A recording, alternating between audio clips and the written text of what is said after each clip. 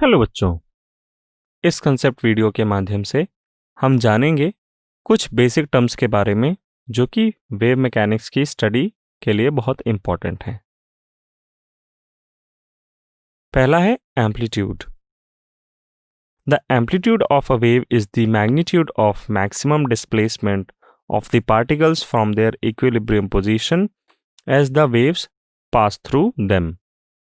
बच्चों, जब भी किसी मटेरियल मीडियम में एक डिस्टरबेंस, एक एनर्जी पास होती है तो पार्टिकल्स वाइब्रेट करते हैं, या तो वो ट्रांसवर्स वाइब्रेशन करेंगे या along the direction of propagation vibrate करेंगे। तो जब वो वाइब्रेट करते हैं वो अपनी मीन पोजीशन के लेफ्ट और राइट में मूव करते हैं, तो मीन पोजीशन से एक दूसरी एक्सट्रीम पोजीशन तक वो पहुंचते हैं और वापस अपनी मीन पोजीशन की ओर रिटर्न होते हैं। तो जो मीन पोजीशन से एक्सट्रीम पोजीशन के बीच की जो दूरी होती है, ये जो डिस्प्लेसमेंट होता है वो मैक्सिमम डिस्प्लेसमेंट होता है और उसे हम एम्पलीट्यूड के नाम से जानते हैं। यहाँ पे स्ट्रिंग के ट्रांसवर्स वाइब्रेशन को अगर आप देखें ध्यान से तो येलो कलर के एरो से एम्पलीट्यूड को दर्शाया गया है। अगला टर्म है बच्चों wavelength. The distance between two nearest points in a wave which are in same phase of vibration is called wavelength। अगर आप यहाँ पे ध्यान से देखें, ये दो पॉइंट्स हमने येलो कलर के सर्कल से मार्क कर रखे हैं एक वेव में, इनके बीच की जो दूरी होगी यह वेवलेंथ कहलाएगी। आप इसे ऐसे भी समझ सकते हैं कि किसी ट्रांसवर्स वेव में दो क्रेस्ट्स के बीच की जो दूरी होती है, दो नियरेस्ट क्रेस्ट्स के बीच की, वह वेवलेंथ के बराबर होती है। साथ ही साथ जो दो नियरेस्ट ट्रफ्स होते हैं उनके बीच की दूरी भी वेवलेंथ के बराबर होती है। सेम एनालॉजी अगर हम लॉन्गिट्यूडनल वेव में देना चाहें तो दो कंसेक्यूटिव कंप्रेशंस के बीच की दूरी एंड दो कंसेक्यूटिव रेयरफैक्शंस के बीच की दूरी वेवलेंथ के बराबर होती है।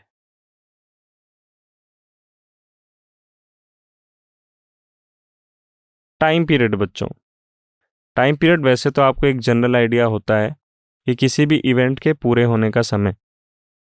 सो the time period capital T is the time a wave takes to travel exactly one wavelength. यानी कि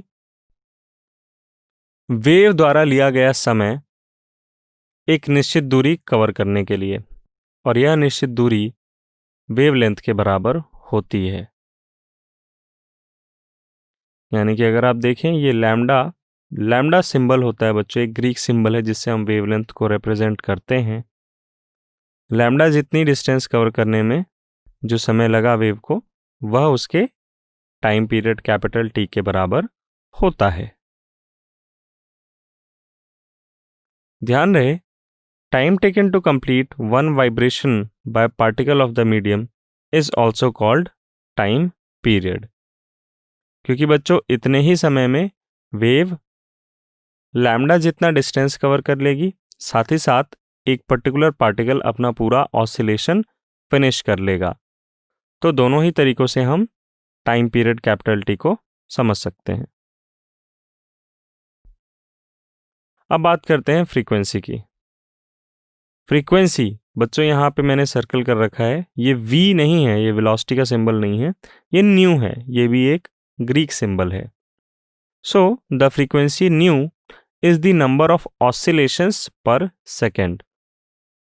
बच्चों फ्रीक्वेंसी जो वर्ड है, ये एक इंग्लिश वर्ड फ्रीक्वेंट आपने सुना होगा।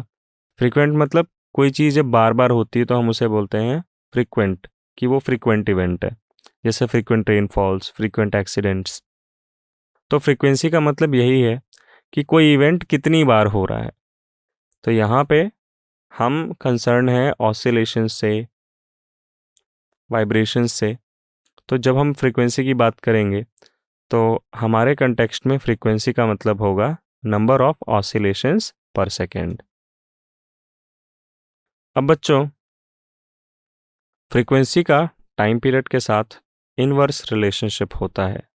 इनवर्स मतलब किसी ऑसिलेशन का टाइम पीरियड अगर कम है तो 1 सेकेंड में मल्टीपल ऑसिलेशंस हो जाएंगे, ज़्यादा ऑसिलेशंस होंगे. That means less time period indicates more frequent oscillations or greater frequency. SI unit of frequency is hertz, which is equal to per second. अब बात करते हैं एंगुलर वेव नंबर और प्रोपगेशन कांस्टेंट k की. k is equal to 2 pi upon lambda. It is a positive constant for wave. इसका भी कुछ importance है बच्चों, ये वेव इक्वेशन में हम इसे यूज करते हैं. Angular wave frequency, it is represented by symbol omega. Omega is equal to 2 pi by capital T, which is equal to 2 pi into nu. It is also a positive constant for wave. Wave speed की बात करें बच्चों, तो in general किसी भी particle या किसी भी सिस्टम की स्पीड की जब हम बात करते हैं तो it is simply measured as the distance covered by system divided by the time taken. तो यहाँ पे हमारा सिस्टम हो गया वेव. तो अगर एक निश्चित दूरी कवर करने में वेव को जितना समय लगे, यह दोनों ही चीज़ें हमें मालूम हो, तो हम वेव स्पीड निकाल सकते हैं. So wave speed is a measure of the rate at which a disturbance can travel through a medium. अब हमें पता है कि कैपिटल T टाइम में एक वेव लैम्डा यानी वेवलेंथ जितना डिस्टेंस कवर करती है. तो since we know that a crest moves one complete wavelength in one time period capital T, we can simply write wave speed v is equal to lambda by capital T. Can also be written as omega upon k. ये याद रखना बच्चों, omega upon के, ये formula अक्सर लोग भूल जाते हैं.